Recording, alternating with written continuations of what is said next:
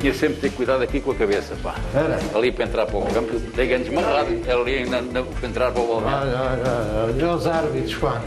Ei, pá. E espetáculo. Isto não havia no nosso tempo, não havia, pá. E espetáculo. Da cá, Cabine Álvaro Roxo, já viste? Hã? Cabine Álvaro Roxo. O Álvarinho. Álvaro grande. Que é o maior. Que memórias boas. Ora bem, vamos então. Mora ali. Ok. Luís. Falta o mister, não é? Volta ao mister. Ai, volta ao mister. Aqui fui jogador Primeira Liga. Acho que foi a última vez que o Atlético esteve na Primeira Liga. E depois comecei a minha carreira de treinador aqui.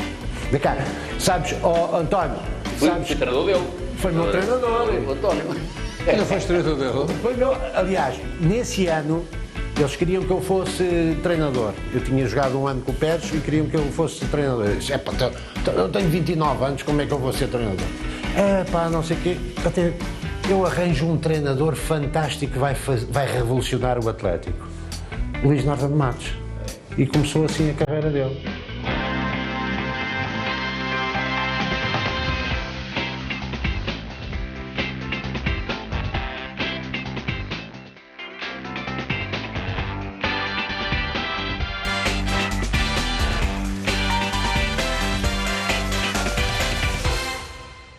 É engraçado o nome do programa, Sagrado Balneário, porque o balneário é sagrado. O que se passa aqui, passa-se no balneário. E antigamente não transpirava nada para fora, não havia estas fugas de informação do que se dizia no balneário, porque era realmente um mundo muito próprio dos jogadores.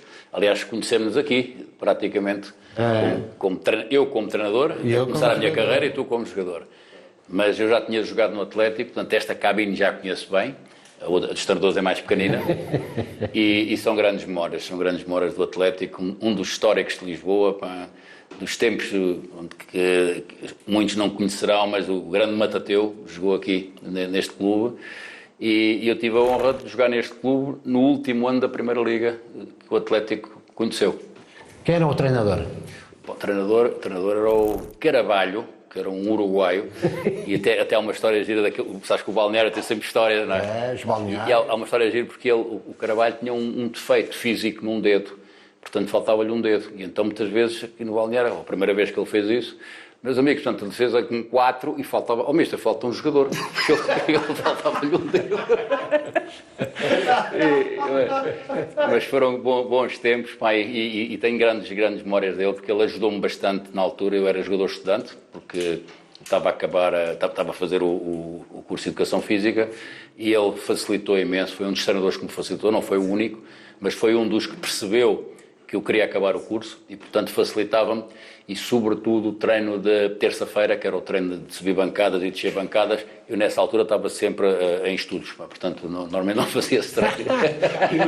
E jogaste contra o Tony? E joguei contra o Tony, Contra o Tony, aqui passaram grandes jogadores. Lembro de 2 que fizeram em Portugal, foi dos estrangeiros que marcaram o futebol português, que foi o Porto, veio aqui com o Cubilhas, na altura, e o Sporting com um jogador fantástico, que era o Keita, lembras-te? Keita, sim, Maliano. Fantástico, jogamos aqui. E empatámos 0-0 no ano que descemos, estava até o Mário Wilson, que jogou aqui comigo, ou eu joguei com ele. Empatámos 0-0, já tínhamos descido de divisão, mas conseguimos um empate aqui com o Sporting, que foi muito enaltecido, mas já não servia para nada. Eu aqui não deste balneário, mas do visitante, vivi aqui também bons momentos. Num campeonato que ganhámos sem derrotas, em que fizemos 28 vitórias e 2 empates. Foi com o Ágano. Sim, em 72, 73, e tínhamos ido fazer 2 jogos a Hong Kong nessa semana, e depois aqui foi quase para não perder, porque naturalmente com o cansaço, com a diferença horária, e que acabámos de fazer 28 vitórias e 2 empates, sendo este o empate de 0-0, mas quando agora olho aqui para esta entrada, pá, isto parece um hotel de 5 estrelas, quase. Um ecrã de televisão, tudo muito bonito, os equipamentos muito bonitos. Deve ter o analista, deve estar lá em cima, para o intervalo, em vez daquelas entradas de falar, temos que virar. Está ali a televisão para mostrar os lances que... Sabes, tive aqui uma coisa muito engraçada neste clube também. Eu tinha 22 ou 23 anos, portanto estava a estar no INEF. Tinha a cadeira de futebol para me formar como treinador, porque eu acabei por ter o curso de treinador aos 24 anos. E o Carvalho foi para a rua, porque perdemos salvo erro, 8-2 no Porto, estava 2-2 ao intervalo, e depois foi 8-2. E então, o clube durante 15 dias teve 4 treinadores, que era eu, o Nel Vingada, era acho que era o Coelho, e havia outros que não me lembro, havia um quarto, e portanto éramos nós que fomos ao Boa Vista e depois um jogo aqui, os treinadores do Atlético, portanto, um quarteto, que era uma coisa única. O Tony viveu isso na seleção nacional. Os líderes eram importantes, mas havia sempre um ou dois ou três que quer queiramos, quer não, desenvolviam aquele espírito de boa disposição, de animação, que passava do balneário para as viagens de autocarro, porque antigamente não havia os telemóveis, não havia os tabletes, portanto, hoje cada um tem o seu mundo. Naquela altura era realmente isso que fortificava o espírito. E havia os líderes, digamos, de entrar em campo e não sei o quê, portanto, os líderes mais desportivos, e havia os líderes animadores. Por exemplo, eu posso-te falar de um animador como o Milker, por exemplo. Era realmente um polo que aglomerava ali a malta toda. E as histórias, pode-se escrever livros e livros sobre... Todos nós temos histórias de balneários fantásticas. E depois havia aqueles mais carismáticos para ir para o campo, dentro do campo, e que eram os líderes, por exemplo, na Académica, e tu conheceste, eu cheguei muito novo à Académica, com 18 anos, foi a minha estreia na Académica. Aliás, até trouxe aí uma recordação, que é a camisolinha da Académica, do pontapé no rabo, que a gente levava. Portanto, entrei espetáculo. Aqui uma camisola extraordinária, não é? E na Académica, por exemplo, o Gervásio, o Vítor Campos e tal, aquilo era, não havia hipótese, ali conheci uma... Aliás, eu lembro-me de chegar, ainda era júnior, mas treinava com os séniores, e então de chegar a um balneário e chegava aqui, pendurava aqui, e já não me sentava, e dizia, mas quem é que mandou sentar aí? E eu ia pôr noutro e estava sempre ocupado. Estava sempre achado, quer dizer, portanto... Passei a minha vida a pular de um lado para o outro. E muitos treinadores. Tiveste um homem hoje, quando se fala em Joaquim Ribeiro Meirinho, por exemplo, tu ainda apanhaste... Apanhei no fim da minha carreira. Esse apanhei no Estrela. No Estrela. Com o Jesus. Com o Jesus, sim, com o Quaresma, que também... Com o Quaresma, o Miguel Quaresma. Com o Palhares, enfim, com uma série de jogadores, Rui Lopes. E a figurinha. Havia o Nelson Borges, lembras-te do médico? Então o Nelson Borges, pá. Não, mas há histórias fantásticas de balneário. De balneários há imensas. Como disse, fazemos um livro. Por exemplo, havia treinadores que fomentavam esse bom balneário. E para mim, talvez o treinador mais carismático para fazer este espírito era o António Medeiros. Já sei. O Medeiros era, como pessoa, como homem, enfim, tinha uma filosofia muito própria. O Meirinho apanhou no fim da minha carreira. E acabei a minha carreira um bocadinho por causa dele. Depois tornámos amigos, que eu fiz um programa para a televisão com ele, que era Treinadores no Desemprego na TVI, no início. E também, pronto, estava aí desse lado. E quer ver o que é que fazem os treinadores quando estão desempregados? Pá. E o Meirinho também tinha uma história fantástica, mas quando eu acaba a minha... fomos para estágio para fazer uma liguilha e ninguém queria ir para estágio, a malta mais velha e tal. E eu não concordava nada de fazer um estágio, estar 10 dias ou 15 dias a preparar uma liguilha para fechar depois não podia beber café, não podia não sei o quê. E o Meirinho, aquilo tudo, um dia disse ao Sr. Meirinho, cheguei atrasado ao almoço com a minha mala. E disse, Norton Matos, onde é que vais? É para lhe comunicar que acabou a minha carreira hoje. E ele, estava à espera que ele dissesse qualquer coisa, né? Ele levantou-se, eu tenho que dizer uma palavra. Este homem é um homem com H grande, foi uma pena as nossas carreiras só se terem cruzado no fim, mas ele já era suplente. Eu lembro-me que havia um jogador que eu penso que, não sei se ainda encontraste, Ok. Ou se te lembras dele, que era o Carlos Serafim.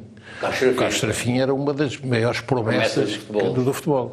E então ele, um dia, vira-se para o Carlos Serafim e diz: olha, Carlos, eu vou-te levar num Rolls Royce à porta 10A, que é a porta 10A, é a porta mítica do estádio de Alvalade. E estendo-te a passadeira para entrares por essa porta para dentro. Mas a continuares assim, vais de burro para o frio mundo.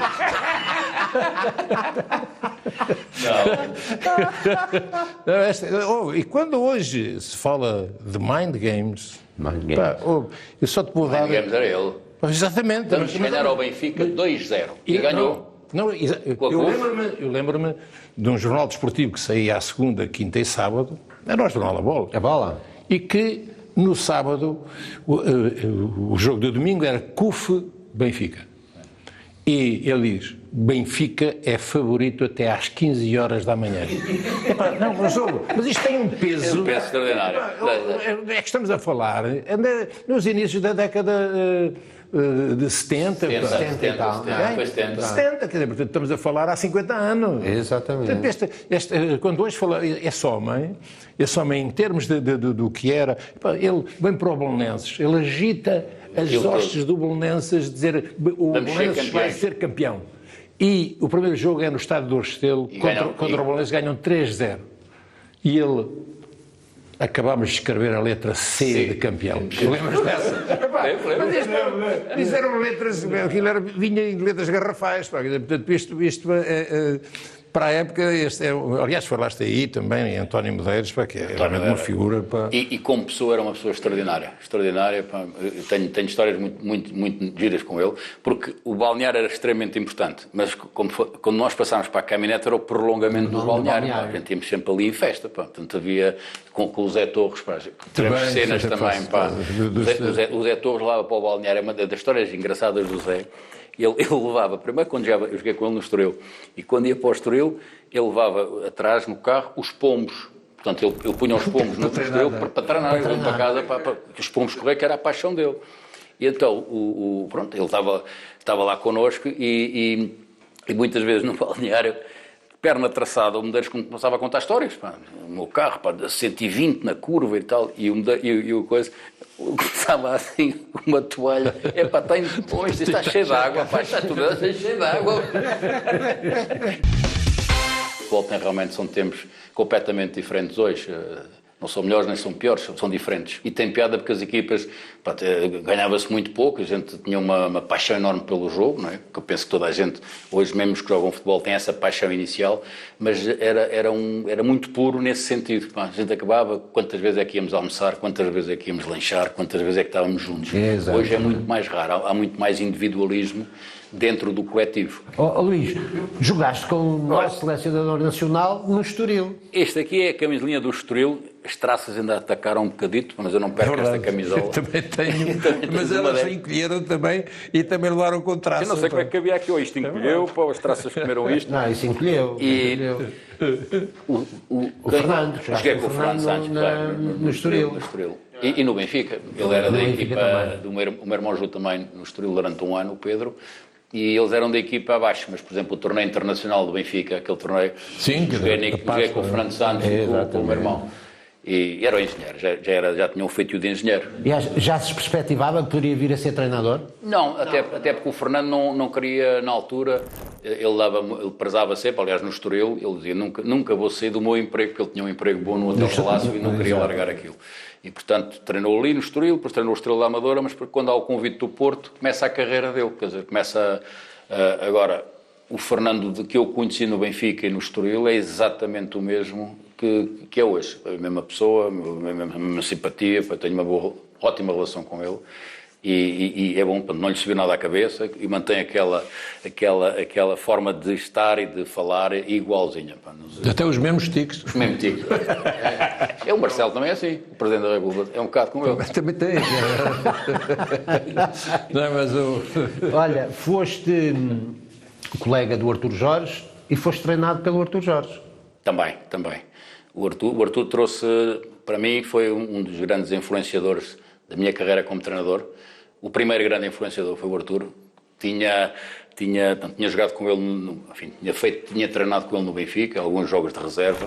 O Tony jogou muito mais com o Arthur Jorge, mas pronto, conheci-o bem, e quando ele tira o curso na RDA, e portanto vem com uma concepção de treino completamente diferente, e tive a felicidade de o apanhar numa panorâmica completamente diferente de treino, que foi no Portimonense.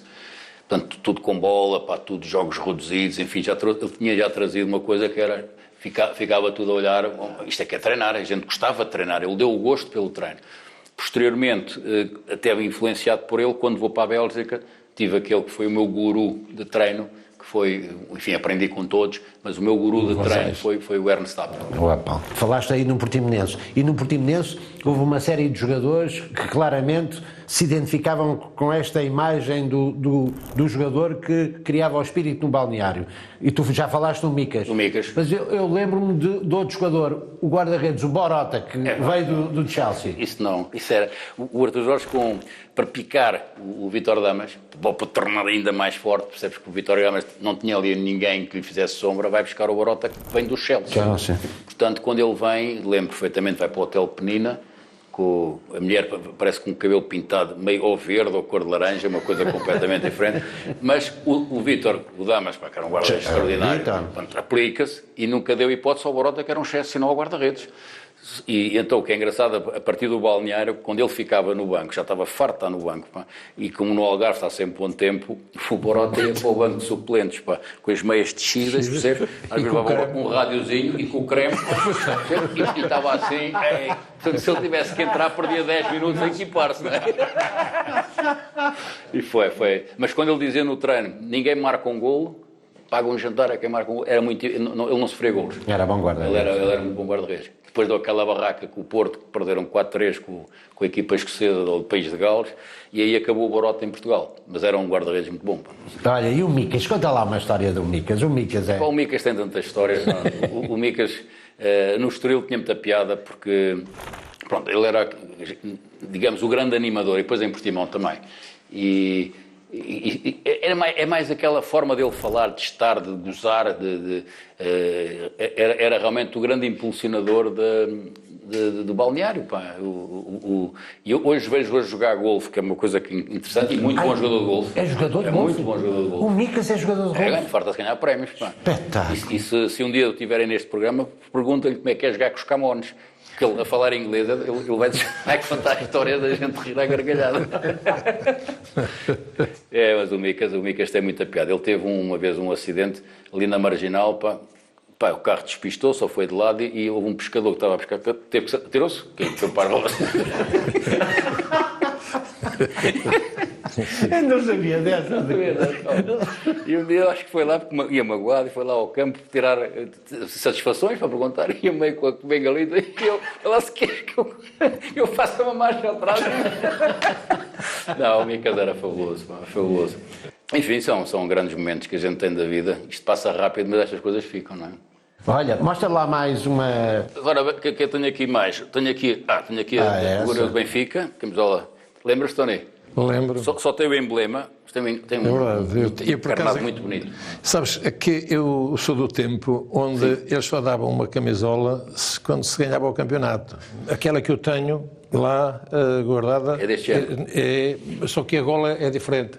É uma gola diferente. É em V? Mas lembro-me... É em V, aquela gola.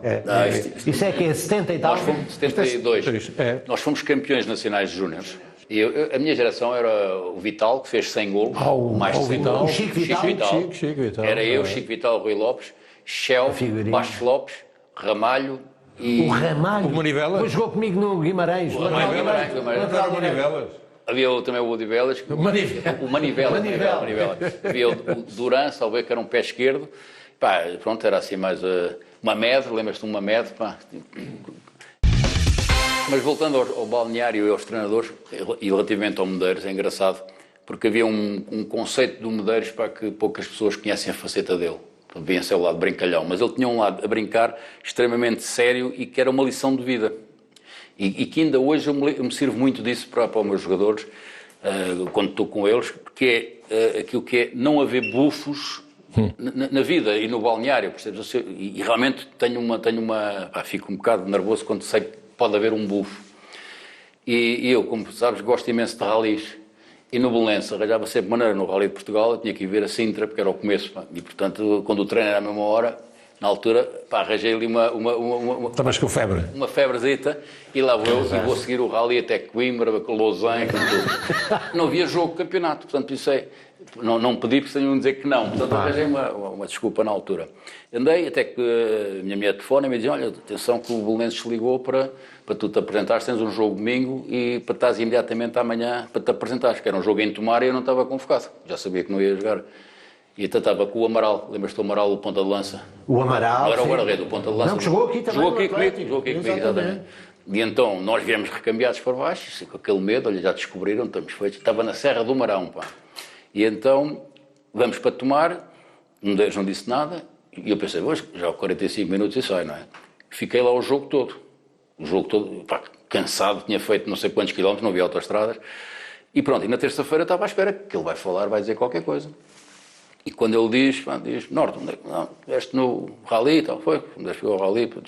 Pronto, arranjei lá aquilo, não menti, disse, olha, fui realmente ao Rally, é uma paixão que eu tenho grande, e pronto, estou à vontade para enfim, de suportar, digamos, as consequências disso, não é? Ele disse, não, o teu castigo foi ter jogado 90 minutos em Tomar, que me custaram muito. Agora, o capitão é que me tinha denunciado, a mim e ao Amaral. Agora, o capitão, esta semana não treinas com a equipa, vais correr à volta do campo, porque a pior coisa é bufos no balneário. Eu acho isto extraordinário, porque realmente não me interessa nada, percebes? E foi uma lição. E um deles era assim, um deles tinha estas saídas para de uma filosofia fantástica. Aquela figura do cigarro. Porque o balneário é no fundo, sagrado, mas é uma espécie de, é um bunker onde espelha, é uma micro-sociedade. Portanto, onde as virtudes e os defeitos estão lá todos. Há muita coisa, pá. Nós desenvolvemos a amizade, a solidariedade, a vontade de vencer, há coisa, mas há dentro do balneário, há também inveja. Pá. Então não. E de presidentes, tiveste algum presidente que entrasse no balneário? Muitos não. Só na fase final, digamos, mais recentemente, no início não. Aliás, eu tenho uma cultura de presidentes, tive a sorte, tu também, conheci talvez o presidente que foi a minha referência durante muitos anos de educação, de vocabulário, de seriedade, que foi o Borges Coutinho. Quando é o 25 de Abril, depois o 11 de Setembro, portanto eu estava lá, acho que era o Pavico, o treinador, e ele vai à cabine para aí dia 5 ou dia 4, uma coisa assim, para se justificar e pedir desculpa de não poder pagar os salários religiosamente no dia 1. Mas sempre com o seu fato, com a sua gravata. Era um dirigente realmente que faz falta, que fazia falta esse tipo de dirigentes. Depois tive ótimos dirigentes, olha, aqui no Atlético tive o engenheiro Mesquita, que é fabuloso. Almeida Antunes. Portanto, não, mas hoje quando comparamos, eram dirigentes de futebol, eram dirigentes que compreendiam. Manuel João. O Manuel João era ótimo, o Manuel João era ótimo também. Quando os ordenados estavam atrasados, a malta toda à porta da Câmara, que é onde ele estava, mas ele tinha um carro do outro lado, então fugia. E o Alhinho, estás a ver, o Alhinho que tinha uma paciência de chinês, ficava ali, não almoçava, o homem não sai, olha, ele pirou-se pela outra porta. Não, hoje em dia é diferente, hoje em dia acho que há muitos presidentes que são bons. Aliás, o futebol está muito presidencialista e Portugal, sobretudo nesse aspecto, tem... ouve-se falar muito dos presidentes. Tu estás em França e não sei o quê, ninguém sabe. Quem é? O gajo do Qatar, do Paris Saint-Germain, não tem protagonismo, só quando são coisas mesmo ligadas a decisões federativas ou da federação ou da liga. Mas hoje há muitos presidentes que querem participar no fenómeno de futebol e pensam que isto é PlayStation, percebes? E, portanto... tem uma interferência maior, mas há bons presidentes, tive ótimos presidentes, por exemplo, o Salgueiros, um clube também histórico, sim, senhor, o Zé António Linhares, comigo foi excepcional, no Barreirense também tive como presidente, não tanto, mas o diretor que era no fundo o presidente, o Moreira, excepcional, portanto eu tive pessoas que ao longo da vida Te ajudavam. que me ajudaram muito. Mas depois, no Espinho tive 2 excepcionais. O Padrão. O Oliveira, não, o Padrão, o Carlos Padrão era presidente, mas o Oliveira Maia e o Ilídio, eram pessoas que iam a casa buscar-me, quando perdia, iam buscar, iam-me jantar, mestre, tranquilo, amanhã vai ser melhor, davam moral, quer dizer, não é aquela coisa sempre, e tive muito bem, aliás, esses clubes por onde passei, deram-me uma imagem, ótimo, eu vou lá chegar. Ainda não falaste da tua passagem pelo Standard Liège. Prud'homme, Gerets, parece-me, não é? Sim. Ah? Ralf Edstrom, Simon Tamata, Exatamente. Sigurd Benson. Quando saí de Portugal, eu vou-te confessar que tinha muito receio, porque nós tínhamos um complexo, nós não digo toda a gente, mas nós, futebol português, tínhamos um bocado de complexo quando jogávamos com alemães, ingleses e franceses e não sei o quê, da parte física dos outros jogadores. E então dizíamos, muitas vezes, não sei se tu ouviste isso, os gajos bebem leitinho logo depois de coisa, comem papas e não sei o quê. Portanto, era tudo, o ponto de vista físico eram muito superiores a nós. E portanto, eu dizia assim, se a gente trabalha treinos em areia, a subir dunas, a descer dunas e não sei o quê, isto custa a brava, para eles correrem mais do que nós, devem treinar 10 vezes mais que nós. Portanto, era digamos, a analogia que a gente fazia. E fui para a Bélgica e foi uma revolução. Portanto, por isso é que eu te digo, primeiro treino, jogos reduzidos, à tarde a mesma coisa, treinos estáticos, e quando é que vem a tareia? E a tareia, no fundo, não era, a tareia era um processo de treino que se ia enquadrando e em jogo. Portanto, a gente chegava lá, começávamos a treinar à segunda, sábado tínhamos o primeiro jogo logo da época. E estás a falar de que ano? Estou a falar de Bélgica 78. 78. E, portanto, eram os Rezembrinhos, era essas coisas. E, portanto, esse treino a mim, quando hoje falamos em periodizações táticas, não sei o quê, isso existia sem haver a terminologia que nós hoje temos. E realmente havia um processo de jogo que era muito bem definido. Foi a minha grande escola, porque aí já percebia um bocadinho do treino, embora quando fosse para lá não percebia nada do treino. Para mim aquilo era tudo um bocado chinês.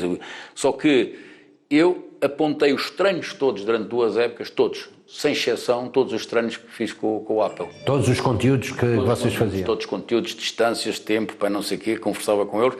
E só mais tarde, quando aproxima-se a hora de ser treinador, é que eu começo a perceber o que é que ele queria com aquele tipo de trabalho. Que ainda hoje utilizo muitas coisas, nós temos bases, não é? E vamos evoluindo e vamos aperfeiçoando, e hoje os clubes têm estruturas que ajudam a ganhar, mas foi muito importante a Bélgica para mim. Como jogador, como homem, aprendi muito. Nós tínhamos uma revolução aqui em 74, eu vou em 78, quando o país atravessava uma das crises maiores económicas.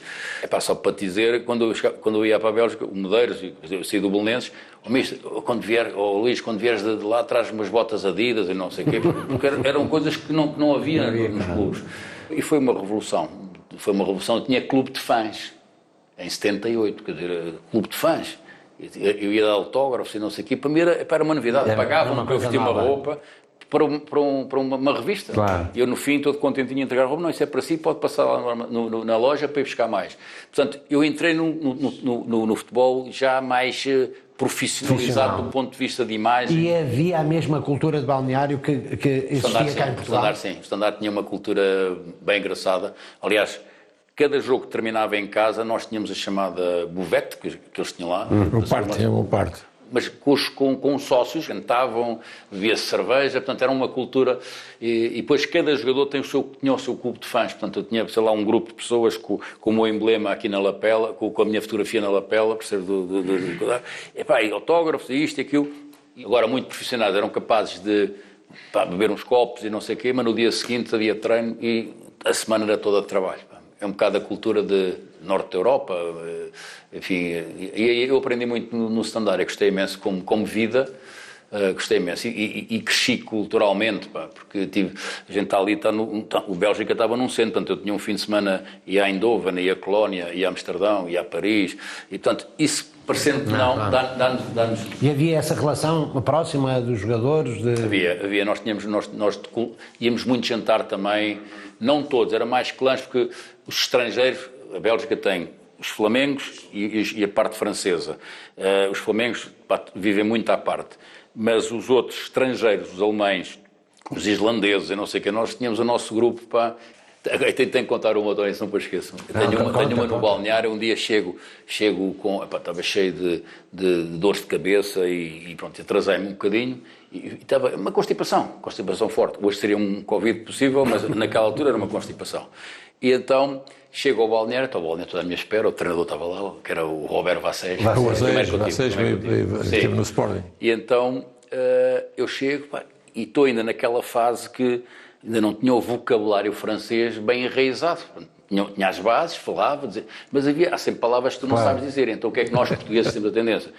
Pomos a palavra portuguesada com um som francês. Então agora, meu António, eu chego lá, todo coisa. O que é que se passa? Pourquoi tu as vu un retard? Porquê que chegaste atrasado? E eu digo, excusez-moi, je suis constipé. E agarro-me à cabeça. E começa tudo a rir. Porque estou constipado, mas o constipado há um reume, mas não é constipé. Constipé é que estás mal os intestinos.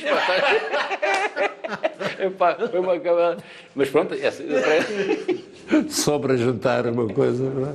Eu lembro-me dos meus tempos de Coimbra, até ao 5º ano, dei francês. E aparece-me, eu estava à espera do autocarro para ir para o Municipal, devia ser uma quinta-feira, para treinar no Municipal era treino conjunto. E então, où est la université? Vous allez toujours Saint-Pranfran? E depois eu, para virar à esquerda. E après,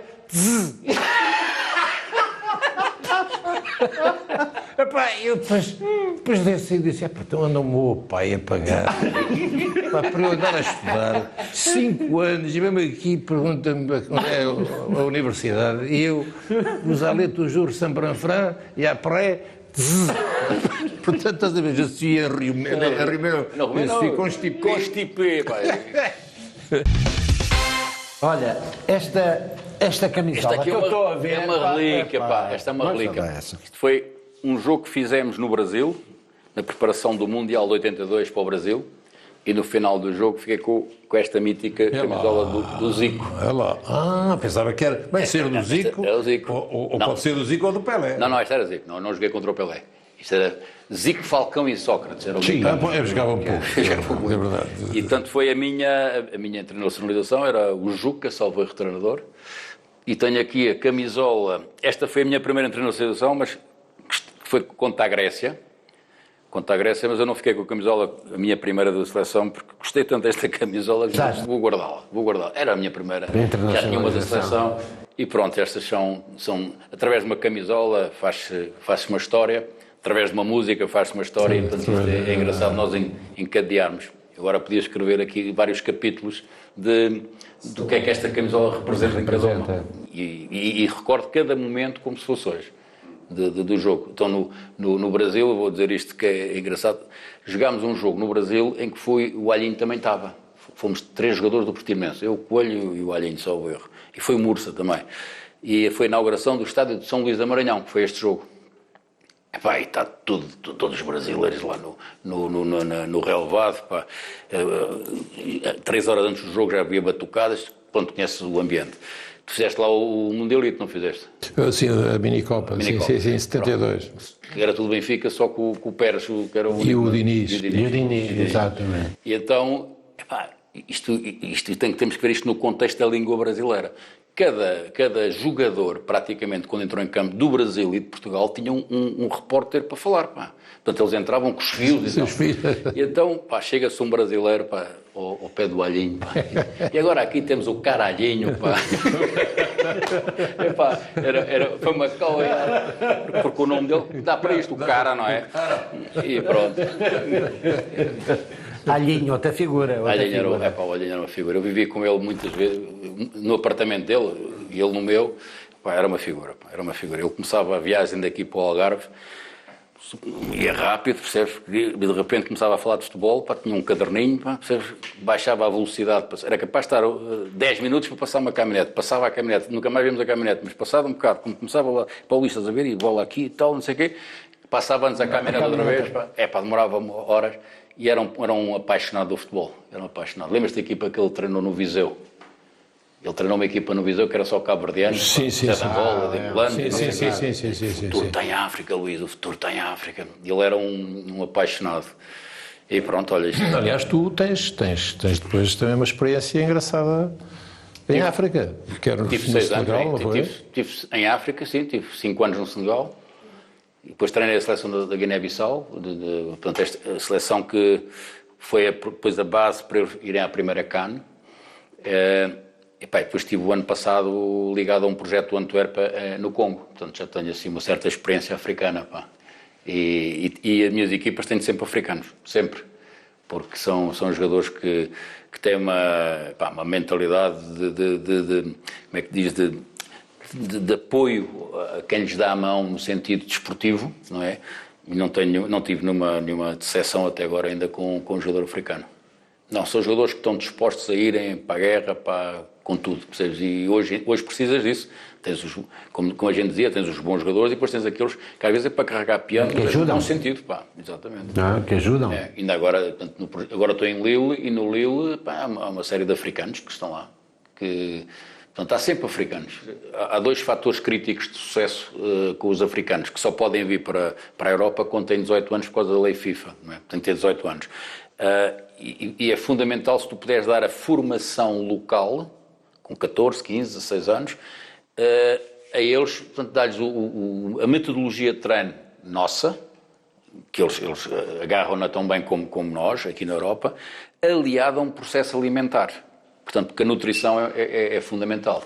E estas 2 coisas em equilíbrio, tu tens ali, dão-te uma explosão.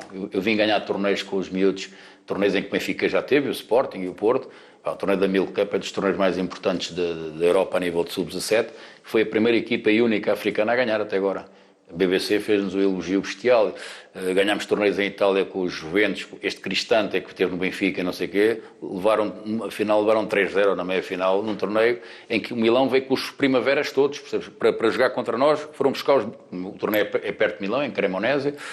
E, portanto, tenho grandes satisfações, que são satisfações pessoais, que não têm grande repercussão a nível enfim, não são mediáticas, mas para mim, como homem do futebol, como treinador, dá ótimo. Ver o Ibrahima Mbaye ser considerado a grande revelação italiana quando jogou numa equipa emprestado pelo Inter, foi considerada a revelação com 19 anos, e ainda agora joga em Bolonha.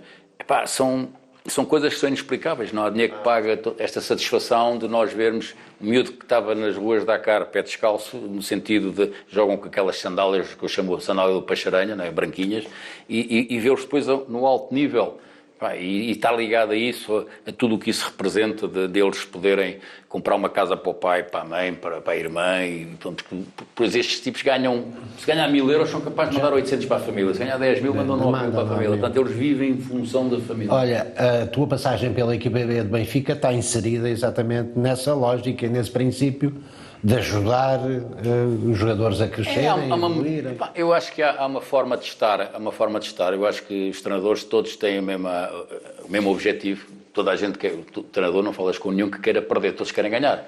E esse balneário também era interessante, porque tinha jogadores que hoje em dia... Mas o mais interessante é o contexto. O Benfica tinha tido uma equipa B, que desceu de divisão, no passado, e depois tem uma equipa B, há um ressurgimento da equipa B quando nós estávamos lá. E eu lembro perfeitamente o Luís Filipe Vieira não queria, tinha aquela coisa de jogar com os novos, mas não descia de divisão. Eram 24 equipas. Exato. E nós fizemos um campeonato bastante bom, jogando regularmente com jogadores ainda júniores, não é? Ainda júniores. E pronto, e muitos jogadores da Rivalta, era uma geração... Alguns deles estão no top do futebol mundial. Não posso chamar os louros a mim, até porque há um trabalho atrás, mas quer dizer, houve um trabalho atrás e foi preciso enquadrá-los na competição, e muitos deles estrearam-se no futebol profissional naquele ano na equipa B. Alguns? Olha, o Lindelof, por exemplo, que era um jogador Cancelo. O Cancelo, o Lindelof, o André Gomes, o miúdo que está agora a jogar muito bem em Inglaterra, o Hélder Costa. O Hélder Costa. O Ivan Cavaleiro.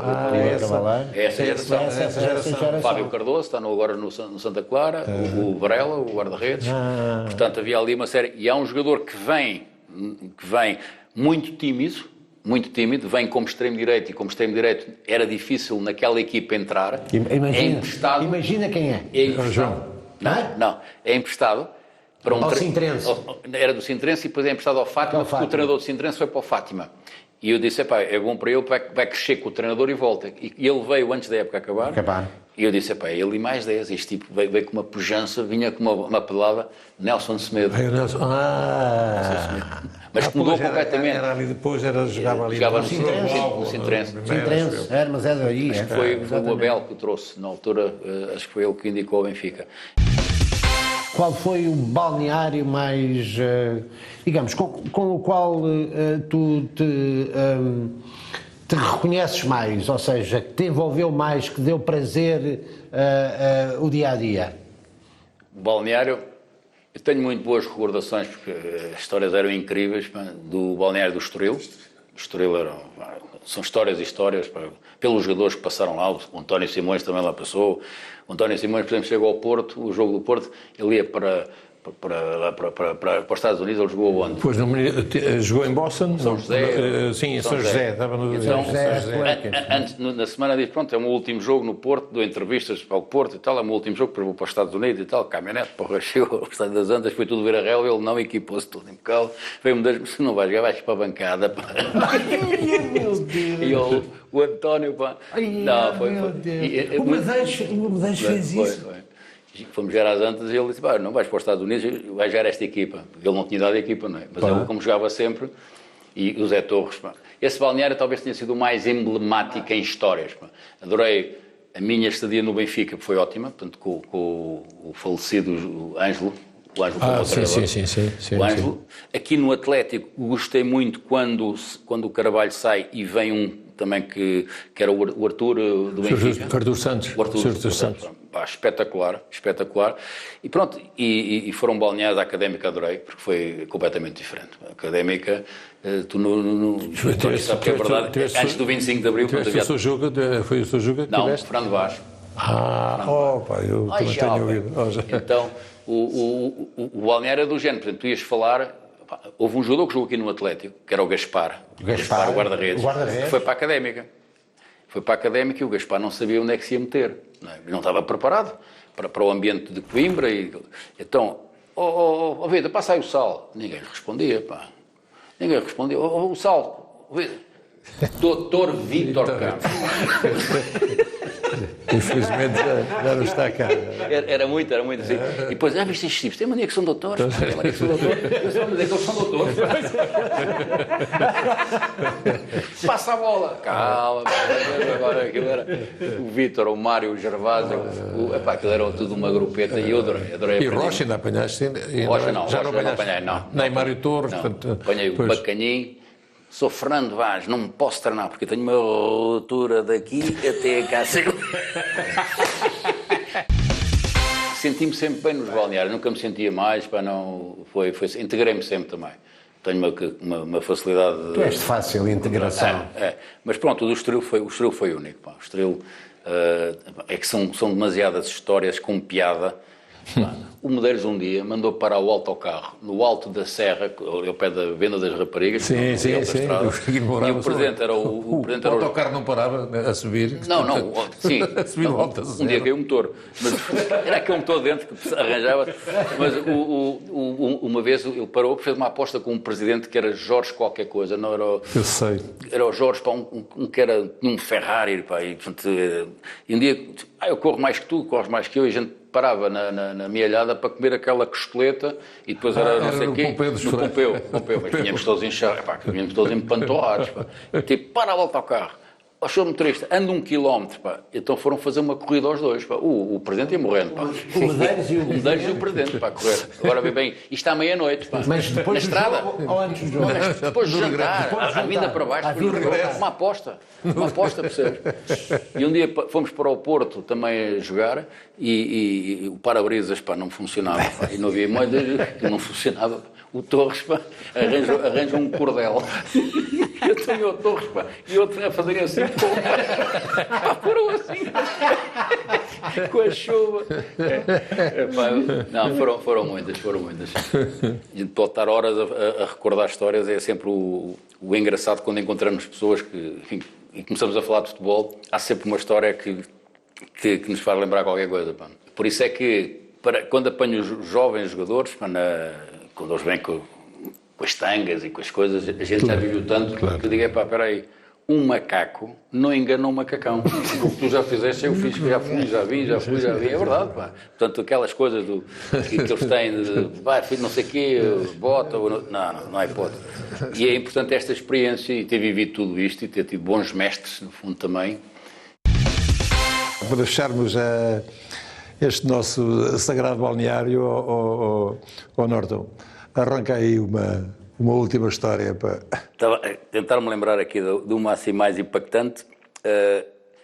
Nós tivemos, como treinador, nós tivemos o primeiro jogo em Porto Alegre, perdemos 4-3, primeiro jogo, portanto, era o meu primeiro jogo oficial também com a equipa do Atlético e jogávamos depois em casa. E quando vamos a subir as escadas para ir para o relvado, não é? E por acaso depois ganhámos esse jogo, o segundo, mas de repente em frente havia um póster enorme, que eu tinha feito um filme na televisão sim. E dizemos, Norton para a rua, não queremos cá atores de televisão, portanto aquilo foi uma coisa, eu fui olhar para aquilo. Eu pensava que ias contar as peripécias do jogo em Porto Alegre. Perdemos em Porto Alegre, não foi? Não sei, já não me lembro. Desgolaste o guarda-redes 2 vezes e mandaste a bola. Não contes essa,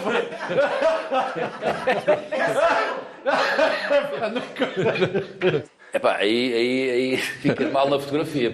Podes contar, pode. O António tinha um drible muito curto, os pezinhos, não tinha grande remate, que ele empurrava mais a bola, não tinha um pontapé assim seco. Mas nesse jogo, a gente podia ter disputado 3 ou 4. E o António, lembro que há 2 bolas, uma à frente do guarda-redes, driblou, depois perdeu o tempo e depois a outra. E portanto foste o culpado desta minha primeira derrota. Já sabia. Quer dizer, driblou o guarda-redes, driblou o guarda-redes, veio para trás, voltou a driblar e depois em vez de disputar. Passava por eles aqui.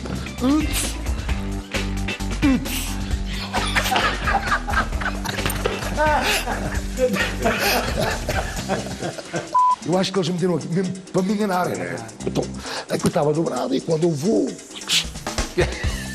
meter, né? E vejo, e dei um salto para trás, o que é isto? 16, foot, número 16. O meu ritual, por mim, por Portugal, por Marcos Soares, né? O meu ritual da minha vida, né? O meu ritual, né? Por mim, por Portugal e por Marcos Soares. Vou lá e vou ter a camisola para sair vista. Disse assim naquela altura, quem queres conhecer? Diego Armando Maradona. E ele daquele lado, estava aqui as bolas, e ele com uma laranja, vai com uma laranja, né? Senta-se. As bolas tatuadas, tal, assim, para para a esquerda. Estou a olhar para aquilo, não é? A laranja, não é uma bola, a laranja, não. E faz o elástico, está assim mais ou menos, faz o elástico. Pau, o elástico rápido. E a bola cola na cabeça. Pau, cola.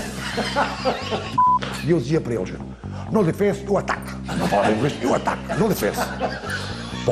Com 18 anos a dizer isto ao Beckenbauer, não é? Eu não defense, ataco.